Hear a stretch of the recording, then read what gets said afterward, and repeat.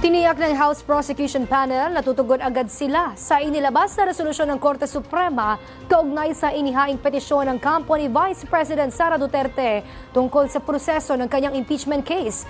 Ayon kay Manila 3rd District Representative Joel Chua, walang inilabag ang prosekusyon sa one-year bar rule sa pagkasampa ng impeachment case laban sa bise. Ang detalye ay ihahatid sa atin ni Earl Tobias, live mula sa Batasang Pambansa. Earl! Princess, naninindigan ng House Impeachment Prosecution Panel na hindi dapat makaantala sa pagsimula ng impeachment trial ni Vice President Sara Duterte ang inilabas na utos ng Korte Suprema kung saan pinagpapaliwanag ang Senado at Kamara patungkol sa dinaanang proseso ng impeachment case laban sa bise.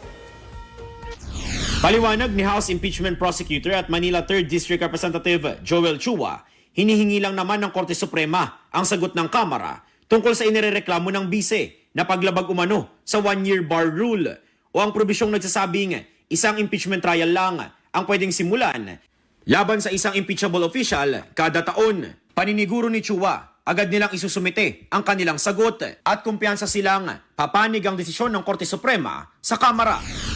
Yung po dun sa kaso ng Gutierrez versus House of Representatives, dito po pinapayagan po na i-collate po muna lahat ang impeachment complaint bago po i-refer ito. Wala pong dahilan para antayin ng Senado kung ano po ang magiging desisyon ng Korte Suprema dahil wala naman pong TRO na nilalabas. Sagot naman ni Chua sa argumento ng bise na sadyang hindi inirefer ng Office of the House Secretary General ang tatlong unang impeachment case laban sa kanya para mailagan ang one-year bar rule.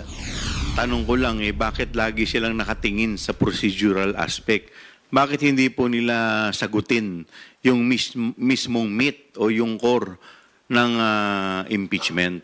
Tingin ko yun ang nililihis po nila yung issue.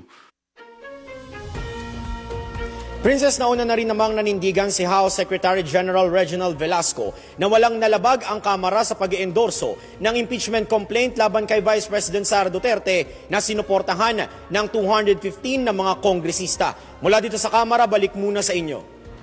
Maraming salamat, Earl Tobias.